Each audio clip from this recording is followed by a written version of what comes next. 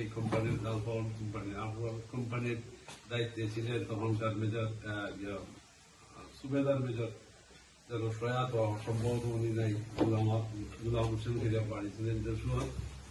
আর একজন লেফটেন্যান্ট পর্যায়ে কাজ করতেন আমাদের মতিউর রহমান।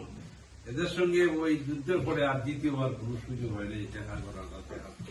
আমারও আপনার জন্য যে পরিস্থিতি এটা যদি সম্ভব হয়তো বলবো না হয়তো। তো এই যে রাধানগরটা আমরা বুঝতে পারছিলাম যে এটাই তাদের প্রথম এবং তাদের শেষ আশ্রয়স্থল। এটা যদি যেদিন খরচ করেছে তারা এদিন যারা লস্ট করছে এরপর থেকে তারা দাঁড়াইতে পারেনি পর্যায়ক্রমে একটার পর একটা দিক থেকে শেষ পর্যন্ত 16 ডিসেম্বর পর্যন্ত তারা সিলেটের জড়িত হওয়ার আগ পর্যন্ত যে সমস্ত জায়গা ছিল ওই সমস্ত জায়গায় তারা দারুণভাবে খরচ করেছে।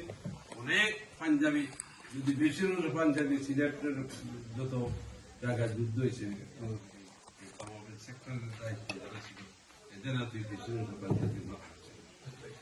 রাধানগরে অসংখ্য পাঞ্জাবি মারা গেছে। আমরা যেদিন এই রাধানগরটা